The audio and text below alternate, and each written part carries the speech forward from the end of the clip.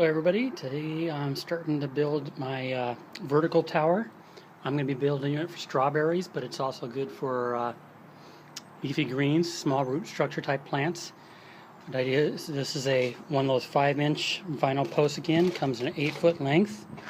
I went ahead and cut this down to 7 feet. I don't want to have to reach too high. And then we got our bucket with lid here. I'll be cutting that up in a few moments. And going to use some 3-inch pipe. I went ahead and already cut them all up here. These are going to be attached to the vinyl post here. This is my prototype I built last night to kind of test cutting holes. That was a no-no. This was works perfect. Holds a 3-inch net pot. It's held on by strong epoxy glue. Food safe, and then water will rain down from the top and hit all the net pots as it goes down.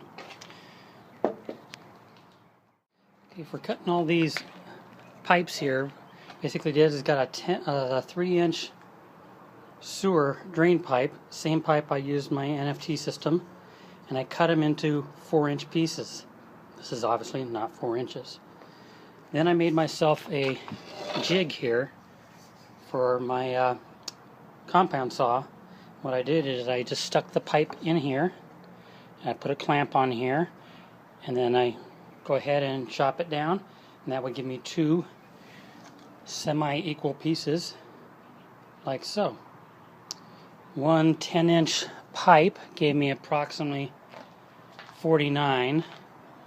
Would have been a few more, but I made a few boo-boos, and plus had to cut off the end is used to couple to other pipes. So next step is I'm going to go ahead and cut a square hole in the top of my bucket here for the post to go in, as well as an access hatch.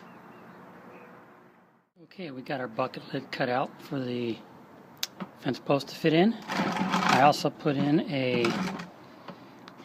inspection port where I can fill up and put nutrients in and check things out. I've seen some plans, they just cut a square out and then put a hinge on it, but that leaves a crack for dirt to fall in and light is the enemy of the reservoirs and nutrients. It causes algae to grow, so this should give me a nice tight place to check things out. Also, don't forget to notch out for your pump cord if this is a single unit, and a grommet and hole for your air stone. You'll need air if this is a single unit, which this will be for now. Maybe down the road I'll attach 3 or 4 together. Next step will be putting the holes into the side of the vinyl post. Say hi to my kitty again. There's Mango. He always wants to be outside, but he's an indoor kitty. So back to the rails, or the rail for the strawberry tower. You'll see here that I laid out with pencil. I took my little standoffs and drew the pencils and laid it out. I have 6 on each side. After I laid it out, I drilled out 4 holes to make it easier to cut with a jigsaw, and then I started cutting them out. Got one side here. I'm working on the second side, and I'm not going to sit here and make you watch me cut all 24 holes, so I'll get back to you when I'm done. Okay, after cutting 24 awesome holes, I am now gluing on the standoffs. I'm actually not going to do 2 at the very top yet, because I read something about the pumps. The cheaper pumps for like 20 bucks will only go up 6.5 feet, so I'm going to test one out before I actually glue the last ones on. The next pump size up is 40 bucks, so I'd like to get away with a smaller one. So I also learned that when you glue these on, you can only do one side at a time. You have to let these set up a bit, because you rotate it to do another side, they fall right off. They don't set up right away. On this one, I'm using this 2-part epoxy, marine epoxy. You just squeeze it out, mix it up, and use a knife to apply to the edges of the standoffs. Probably going to start the rest of them using this PVC vinyl cement, which is already mixed up and pretty much the same stuff. So, and it's cheaper, much cheaper. I also cut out a notch here at the bottom. Worst case, I'll be able to at least feed the tube out to the pump and return water to fulfill out into the bucket. Where'd I go? There we go. Best case, I would like the pump to sit in there, but I don't think it will. And even if I cut a little bit more, I think it's still going to be too big for the notch. But we'll see when I go get the pump this weekend. So I'm going to flip this over and probably do one more side before I call it a day. Alright, it took a couple seconds for you. It took me about an hour and a half, 2 hours. I finally got all the standoffs glued to the rail, except for the last two I mentioned last segment. I'm going to leave those off until I test a new pump, which I'm picking up in a couple of hours, to see if it can pump up 7 feet or 6 feet. I went ahead and finished everything up with this PVC fence cement. A couple reasons. One, it's a lot cheaper. It was only $5 for this, and still a lot left over. I could probably do 2 or 3 more of these systems with it, as opposed to this epoxy, which was $5 for this little bit.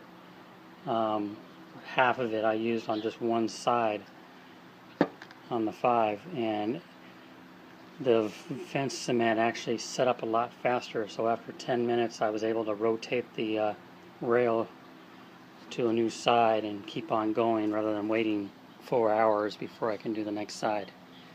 And now what I'm doing is I'm going back and hitting up each standoff, and I'm applying some silicone, clear silicone, around the creases here, because PVC pipe cuts so nicely that it left a little few gaps. But I'm going ahead and getting those all touched up now. So I will get that done so you don't have to sit here and watch me do it, and then we'll come back and do the next step. Alright, back again, and back from the hydroponic store where I got my new pump. I got a Echo 396. It pumps out 400 gallons, but as the box said, it only pumps up 6.5 feet, and that's about what the test showed. So I did cut off the last 2 pots on the end here, so that's okay. The next pump up is another $25, so I'd rather take 2 pots off than spend that money. So next, what we did here is I worked on the sprinkler cap. Sorry, I'm holding my iPhone at the same time. What it is I took a, I call the pyramid cap of the fence post, drilled a bunch of holes in it, and then took a 1/2 inch slip to thread fitting, and on the other side I put a female thread to barb fitting, which will go on this hose which I fed down the pipe, which will go to the pump. And I'll put that all together, stick it in a bucket and give it a good washing, and then it's ready to go. So the next segment of the video will show you the finishing touches with the pots, and then I will be planting strawberries either tomorrow or Sunday. Here we are in the final testing before I plant my strawberries, and everything seems to be working fine. I did have to cut 2 more pots off the top, get it down to a nice 6-foot level. But it's wet because I hosed it down to wash the plastic off. See, you can see in there, there's plenty of water sprinkling down on each net pot. I'll dry it off and really check for leaks around each standoff, which should be okay. And then here's the top. Water bubbling out and sprinkling down the holes. So this will now hold 20 plants in a 1 square foot area. And we gotta put our top on.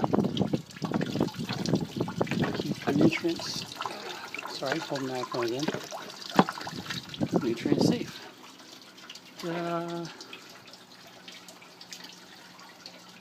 Next up, gonna go get some strawberries from the nursery and In a month, hopefully we'll be having nice fresh strawberries in our smoothies.